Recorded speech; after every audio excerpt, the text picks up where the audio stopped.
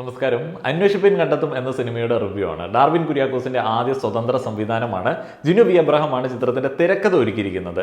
ഈ ഒരു സിനിമ മുഴുനീള കണ്ട് ആസ്വദിച്ച സമയത്ത് എനിക്ക് ഏറ്റവും കൂടുതൽ ഇഷ്ടപ്പെട്ടത് ഇതിന്റെ ട്രീറ്റ്മെന്റ് ആണ്. വലിയ അലങ്കാര പണികളൊന്നുമില്ല. വളരെ സിമ്പിളായിട്ട് റോയായിട്ട് റിയലിസ്റ്റിക് ആയിട്ട് ഒരു ഇൻവെസ്റ്റിഗേഷൻ കാണിച്ചു തരിക എന്നുള്ളതാണ് സിനിമ മുന്നോട്ടേക്ക് വെക്കുന്നത്. ഈ ഒരു സിനിമയിൽ മറ്റുള്ള ക്രൈം ഇൻവെസ്റ്റിഗേഷൻ സ്റ്റോറികളിൽ നിന്ന് നമ്മൾ സ്ഥിരമായിട്ട് കണ്ട് ശീലിച്ച സ്റ്റോറികളിൽ നിന്ന് ഡിഫറൻ്റ് ആയിട്ട് എനിക്ക് തോന്നിയത് ഇതിൽ ഇമ്പോർട്ടൻസ് ക്യാരക്ടറുകൾക്കല്ല, ആ ഒരു ക്രൈം അതിൻ്റെ സിറ്റുവേഷൻ അത് തെളിയിക്കുക എന്നുള്ളതാണ്. അതിനാണ് ഇമ്പോർട്ടൻസ്. ഇപ്പോൾ എബ്രഹാം ഓസ്ലർ ഒരു ക്യാരക്ടറുണ്ട്. ആ ഒരു ക്യാരക്ടർ സിനിമ കണ്ടു കഴിയുമ്പോഴും നമ്മുടെ മനസ്സിൽ നിൽക്കും. എന്നാൽ ഈ ഒരു സിനിമയിലേക്ക് വന്നു കഴിഞ്ഞാൽ സിനിമയിലെ ഒരു ക്യാരക്ടറിനും വലിയൊരു ഇമ്പോർട്ടൻസ് ഒന്നും കൊടുക്കുന്നില്ല. ടോവിൻ അവതരിപ്പിക്കുന്ന നായക കഥാപാത്രമുണ്ട്. അദ്ദേഹം ഗംഭീരനായിട്ടുള്ള ഒരു ഇൻവെസ്റ്റിഗേഷൻ ഓഫീസറാണെന്നോ അദ്ദേഹം ഒത്തിരിയധികം കേസുകൾ തെളിയിക്കുന്ന സാഹചര്യങ്ങളെക്കുറിച്ചിട്ടോ അദ്ദേഹത്തിൻ്റെ ബുദ്ധികൂർമ്മതയെക്കുറിച്ചിട്ടോ ഒന്നും സിനിമയിൽ വലിയ വർണ്ണനകളൊന്നുമില്ല.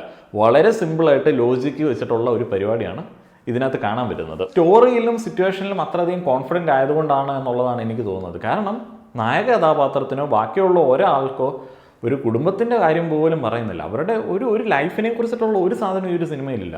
ചുമ്മാ ഇങ്ങനെ ആ ഒരു സിറ്റുവേഷൻ മാത്രം. ഇവരെല്ലാം പോലീസ് ഉദ്യോഗസ്ഥരും, മറ്റേത് ക്രൈമും ഇൻവെസ്റ്റിഗേഷനും മാത്രം.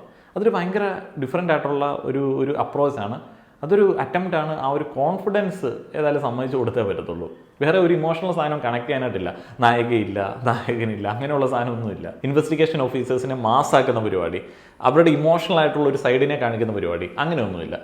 കേസ് അന്വേഷിക്കുന്നു, തെളിയിക്കുന്നു, വിജയ ആരവങ്ങളൊന്നുമില്ല. അത് വേറൊരു അപ്രോച്ച്. സിനിമയുടെ ക്ലൈമാക്സിലേക്ക് വരുമ്പോഴത്തേന് വ്യക്തമായിട്ട് അതിൻ്റെ മേക്കേഴ്സ് പറയുന്നുണ്ട് എന്താണ് ഞങ്ങൾ ആ പറയുന്ന ഹീറോയ്ക്കായിട്ടുള്ള വിജയ ആരവങ്ങളുള്ള സാധനം ഒഴിവാക്കിയത് എന്നുള്ളത്. അതെനിക്ക് വളരെ നൈസായിട്ട് തോന്നി. ഒരു സെക്കൻഡ് പാർട്ടിലേക്കൊക്കെ ഉള്ള സാധ്യത തുറന്നിടുന്ന കുറേയധികം സംഭവങ്ങൾ സിനിമയിൽ ഒരുക്കി വെച്ചിട്ടുണ്ട്. അതേപോലെ എനിക്ക് വളരെയധികം ഇൻട്രസ്റ്റിംഗ് ആയിട്ട് തോന്നിയത് പലപ്പോഴും പല സിനിമകളിലും തോന്നുന്ന ഒരു സംഗതിയാണ്, ഈ ക്രൈം ഇൻവെസ്റ്റിഗേഷൻ സ്റ്റോറീസ് ലോജിക്കലി നല്ല രീതിയിൽ കണക്ട് ചെയ്യാൻ പറ്റണമെന്നുണ്ടെങ്കിൽ, അല്ലെങ്കിൽ നല്ല രീതിയിൽ ആസ്വദിക്കാൻ പറ്റണം എന്നുണ്ടെങ്കിൽ ഈ സ്ഥലകാല പഠനം ഭയങ്കര ഇമ്പോർട്ടൻ്റ് ആണ്. എനിക്ക് പേഴ്സണലി തോന്നിയിട്ടുണ്ട് അങ്ങനെ. ക്രൈം നടന്ന സ്ഥലം, അത് നടന്ന കാലഘട്ടം, അതിനെക്കുറിച്ചിട്ട് ഡയറക്ടറും റൈറ്ററും എത്രത്തോളം അവെയർ ആവുന്നോ, അവർക്ക് എത്രത്തോളം അതുമായിട്ട് കണക്ട് ചെയ്യാൻ പറ്റുന്നോ ആ ഒരു സിനിമ നമുക്ക് നല്ല രീതിയിൽ ആസ്വദിക്കാൻ പറ്റുമെന്നുള്ളതാണ് എൻ്റെ പേഴ്സണൽ കണ്ടെത്തൽ. ഈ ഒരു സിനിമയിൽ ആ ഒരു കാലഘട്ടം, ആ ഒരു സ്ഥലം അത് അടിപൊളിയായിട്ട് വന്നിട്ടുണ്ട്. സിനിമയുടെ ഫസ്റ്റ് ഹാഫിൽ നമ്മൾ കാണുന്ന ആ ഒരു സ്ഥലവും കാലവും ഒക്കെ ഭയങ്കര രസമാണ്. റബ്ബർ തോട്ടം, പാല പോലുള്ള ഒരു സ്ഥലം. അപ്പോൾ അതൊക്കെ ഭയങ്കര നൈസായിട്ട് അവർ ചെയ്തിട്ടുണ്ട്. 92-93 കാലഘട്ടത്തിൽ നടന്ന ഒരു ക്രൈമും അതുമായി ബന്ധപ്പെട്ട കേസും ഒക്കെയാണ് സിനിമയിലേക്ക് വരുന്നത്. ആ ഒരു കാലഘട്ടം അനായാസമായിട്ട് ഈ ഒരു സിനിമയിൽ പിക്ചറൈസ് ചെയ്യാനായിട്ട് പറ്റിയിട്ടുണ്ട്. അതിന് വലിയ കൈയടികൾ കൊടുക്കണം. മാർക്കറ്റ്, അതേപോലെ തന്നെ കോടതി പരിസരം, അങ്ങനെയുള്ള കാര്യങ്ങളൊക്കെ വളരെ ഭംഗിയായിട്ട് ചെയ്തിട്ടുണ്ട്. വണ്ടികൾ എല്ലാം വളരെ അനായാസമായിട്ട് ചെയ്തതുപോലെ ഫീൽ ചെയ്തു.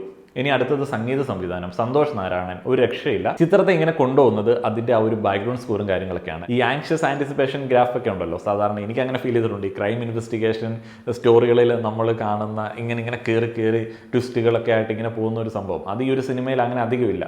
അവിടെയൊക്കെ ഇങ്ങനെ നമ്മളെ പിടിച്ചു നിർത്തുന്നത് ഇതിൻ്റെ ആ ഒരു സംഗീത സംവിധാനം പോലുള്ള കാര്യങ്ങളൊക്കെയാണ്. അതെനിക്ക് വല്ലാതെ ഇഷ്ടപ്പെട്ടു. സന്തോഷ് നാരായണൻ്റെ ഗംഭീരമായിട്ടുള്ള ഒരു വർക്ക് ഈ ഒരു സിനിമയിൽ കാണാനായിട്ട് സാധിക്കും. കൂടുതൽ റിവ്യൂയിലേക്ക് പോകുന്നതിന് മുൻപ് ഒരു കാര്യം കൂടെ പറയണമല്ലോ. നമ്മളൊക്കെ ഡിഫറൻ്റ് ആയിട്ടുള്ള ആൾക്കാരാണ്. ഞാൻ ചിലപ്പോൾ കുറേയധികം സാധ്യതകൾ എൻ്റെ ഒരു ആസ്വാദനത്തിൻ്റെ രീതിയിലൊക്കെ ആയിരിക്കും സിനിമ കണ്ടത്.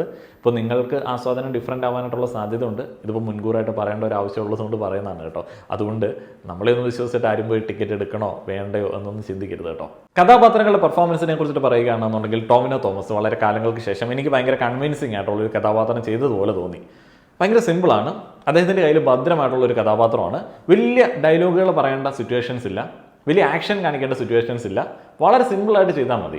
സംഭാഷണങ്ങളൊക്കെ നന്നേ കുറവ്. സ്ഥായിഭാവം, അദ്ദേഹത്തിൻ്റെ സ്ഥിരമായിട്ടുള്ള സ്ഥായിഭാവം, അതനുസരിച്ചിട്ടുള്ള ഒരു കഥാപാത്ര സമീപനം നൈസായിട്ട് ഫീൽ ചെയ്തു. ഒത്തിരിയധികം ക്യാരക്ടേഴ്സ് ഉണ്ട്. സിനിമ കണ്ട് പുറത്തേക്ക് ഇറങ്ങുന്ന സമയത്ത് റിവ്യൂവിന് വേണ്ടി ഇതിനെക്കുറിച്ച് ആലോചിക്കുമ്പോഴാണ് മനസ്സിലാവുന്നത് എന്തോരം ക്യാരക്ടേഴ്സാണ്. അതേപോലെ എടുത്തു പറയേണ്ട ഒരു പെർഫോമൻസ് ആയിട്ട് എനിക്ക് തോന്നിയത് രണ്ടുപേരുടെയാണ്. പ്രമോദ് വെള്ളിയനാട്, വിനീത് തട്ടിൽ ഡേവിഡ്. ഭയങ്കര സിമ്പിളായിട്ടാണ് അവർ ആ ഒരു കഥാപാത്രത്തെ സമീപിച്ചിരിക്കുന്നത്. പിന്നെ ഒരു കാര്യം പറയണമല്ലോ, നൈസായിട്ടാണ് കഥാപാത്രം എഴുതി വെച്ചിരിക്കുന്നത്. വലിയ കാര്യമായിട്ട് ആർക്കും ഒന്നും ചെയ്യേണ്ടതൊന്നുമില്ല. ഷമ്മി തിലകൻ അവതരിപ്പിക്കുന്ന കഥാപാത്രം, സിദ്ദിഖ്, ബാബുരാജ്, ശ്രീജിത്ത് രവി, ഒത്തിരിയധികം ആൾക്കാരുണ്ട്. എല്ലാവരും നൈസായിട്ട് മിതത്വത്തോടുള്ള ഒരു അപ്രോച്ച്. സിനിമ കണ്ടു കഴിയുമ്പോഴാണ് ഇവരൊക്കെ ഉണ്ടായിരുന്നല്ലോ എന്ന് നമുക്ക് തോന്നുന്നത്. ഇനിയും പറയാനായിട്ടാണ് എന്നുണ്ടെങ്കിൽ ഒരു വലിയ ലിസ്റ്റ് തന്നെയുണ്ട്. അതിലെടുത്ത് പറയേണ്ട പെർഫോമൻസുകളുണ്ട്. കോട്ടയം നസീറിൻ്റെ പെർഫോമൻസ് നൈസായിരുന്നു. അസീസ് നെടുമങ്ങാടിന് കിട്ടിയ കഥാപാത്രം, ഹരിശ്രീ അശോകൻ ഉണ്ടായിരുന്നു, ഇന്ദ്രൻ സേനൻ ഉണ്ടായിരുന്നു. ഇന്ദ്രൻ സേനനൊക്കെ കുറച്ച് ഭാഗങ്ങളിലേ ഉള്ളൂ, പക്ഷേ ആ ഒരു ക്യാരക്ടറിനും ഒരു ഇമ്പോർട്ടൻസ് ഉണ്ട്. എന്നാൽ ക്യാരക്ടറുകളുടെ വലിയ എഴുതി വെച്ചിട്ടുള്ള ആഘോഷങ്ങളോ പെർഫോമൻസുകളോ ഇല്ലതാനും. അതിപ്പോൾ ടോവിനോടൊക്കെ ആർക്കും ഇല്ല, എല്ലാവരും സമാസമം പരിപാടിയാണ്. കോസ്റ്റ്യൂം ഡിപ്പാർട്ട്മെന്റ് എടുത്ത് പറയേണ്ടതാണ്. ഈ കാലഘട്ടത്തിലേക്ക് വലിച്ചഴിച്ചുകൊണ്ട് പോകുന്ന തരത്തിലേക്കുള്ള കോസ്റ്റ്യൂമും കാര്യങ്ങളൊന്നുമില്ല. അല്ലെങ്കിൽ നമ്മൾ ചിലപ്പോൾ കാണത്തില്ലേ, നമുക്ക് ഒട്ടും റിലേറ്റ് ചെയ്യാൻ പറ്റാത്ത ഏതെങ്കിലും പഴയ കാലത്തെ കോസ്റ്റ്യൂമൊക്കെ ഇട്ടുകൊണ്ട് ചില ആളുകൾ വരുന്നത്. അങ്ങനെയൊന്നുമില്ല, വളരെ സിമ്പിളായിട്ട്. എന്നാൽ ഈ ഒരു കാലഘട്ടത്തിൻ്റെതായിട്ടുള്ള ഒരു ലാഞ്ചനകളും അതിനകത്ത് ഇല്ലതാനും. ടെക്നിക്കലായിട്ടുള്ള കാര്യങ്ങളെ കുറിച്ചിട്ട് പറയുകയാണെന്നുണ്ടെങ്കിൽ ഗൗതം ശങ്കറാണ് ചിത്രത്തിന്റെ സിനിമാറ്റോഗ്രാഫി നിർവഹിച്ചിരിക്കുന്നത്. അവിടെയും ഡയറക്ടറുടെയും റൈറ്ററുടെയും കയ്യിൽ ഭദ്രമായതുകൊണ്ട് തന്നെ വലിയ ബ്രില്യൻസുകളൊന്നും കാണാനായിട്ടില്ല. വളരെ സിമ്പിളായിട്ട് കാലഘട്ടത്തിന് യോജിക്കുന്ന തരത്തിൽ, ആ ഒരു സ്റ്റോറിക്ക് യോജിക്കുന്ന തരത്തിലേക്കുള്ള ഫ്രെയിമുകളാണ്.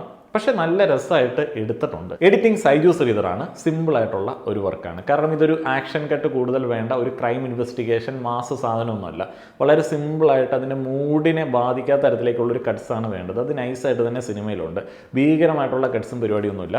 അദ്ദേഹത്തിൻ്റെ വർക്കുകൾ നമുക്കറിയാം, ഒത്തിരിയധികം വർക്കുകൾ. ഇപ്പോൾ മഹേഷിൻ്റെ പ്രതികാരം, അതിൻ്റെ ഒരു എഡിറ്റിങ്, അങ്ങനെയുള്ള കുറേയധികം വർക്കുകൾ എടുത്ത് പറയാനുണ്ട്. സൈജു ശ്രീധറിൻ്റെ എഡിറ്റിങ്ങിനെ കുറിച്ചിട്ട് പറയുമ്പോൾ അദ്ദേഹം അടക്കമുള്ള ആളുകൾ എഡിറ്റ് ചെയ്യുന്ന ഫൈനൽ കട്ട് പ്രോ സോഫ്റ്റ്വെയറിൻ്റെ ട്യൂട്ടോറിയൽ ഒരു കോഴ്സായിട്ട് ഡെവലപ്പ് ചെയ്ത് ഞാൻ എൻ്റെ വെബ്സൈറ്റിൽ അപ്ലോഡ് ചെയ്തിട്ടുണ്ട്.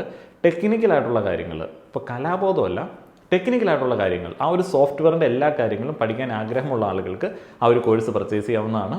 അതേപോലെ എടുത്തു പറയേണ്ട ഒരു സംഗതിയുണ്ട്, അത് ആപ്പിളിൻ്റെ OSൽ മാത്രമേ ആ ഒരു സോഫ്റ്റ്വെയർ റൺ ആവത്തുള്ളൂ. അപ്പോൾ ആ ഒരു സോഫ്റ്റ്വെയർ ഉള്ള ആളുകൾ ഈ ഒരു കോഴ്സ് എടുത്തു കഴിഞ്ഞാൽ 1.5 മണിക്കൂർ കൊണ്ട് സിമ്പിളായിട്ട് പഠിച്ചെടുക്കാൻ പറ്റും. ഇനി വിൻഡോസേ നിങ്ങൾക്കുള്ളൂ, എഡിറ്റിംഗ് പഠിക്കാൻ അതിയായ ആഗ്രഹമുണ്ട് എന്നുണ്ടെങ്കിൽ എല്ലാത്തിൻ്റെയും ബേസ് ആയിട്ടുള്ള അഡോബി പ്രീമിയർ പ്രോ എന്ന സോഫ്റ്റ്വെയറിൻ്റെ കോഴ്സും ഡിസൈൻ ചെയ്ത് അപ്ലോഡ് ചെയ്തിട്ടുണ്ട്. താല്പര്യമുള്ള ആളുകൾ എടുത്തു നോക്കുക. താല്പര്യമുള്ള ആളുകൾ എടുത്താലായിരിക്കും കൂടുതൽ നിങ്ങൾക്കത് വെർത്താവുള്ളൂ. കാരണം അത്ര പാഷനേറ്റ് ആണ് എന്നുണ്ടെങ്കിൽ ഈ ഒരു പരിപാടി നമുക്ക് പെട്ടെന്ന് പഠിച്ചെടുക്കാൻ പറ്റുള്ളൂ. പാഷനേറ്റ് ആണ് എന്നുണ്ടെങ്കിൽ 1.5 മണിക്കൂർ കൊണ്ട് നിങ്ങൾക്ക് സോഫ്റ്റ്വെയറിന് മുൻപിൽ കോഴ്സുമായിട്ട് ഇരുന്ന് കഴിഞ്ഞാൽ പഠിച്ചെടുക്കാനായിട്ട് പറ്റും. ഇതൊക്കെയാണ് മൊത്തത്തിൽ എനിക്ക് പറയാനുള്ളത്. കോഴ്സിൻ്റെ കാര്യം വിട്, ബാക്കി സിനിമയെക്കുറിച്ചിട്ട് പറയുകയാണെന്നുണ്ടെങ്കിൽ എൻ്റെ വ്യക്തിപരമായിട്ടുള്ള ആസ്വാദനത്തിൽ എനിക്ക് ഭയങ്കര ഡിഫറൻസ് ഫീൽ ചെയ്തു, ഒരു ഫ്രഷ് ഫീൽ കിട്ടി. നിങ്ങളുടെ അഭിപ്രായങ്ങൾ അറിയാൻ ആഗ്രഹമുണ്ട്. വീഡിയോ കണ്ട എല്ലാവർക്കും നന്ദി.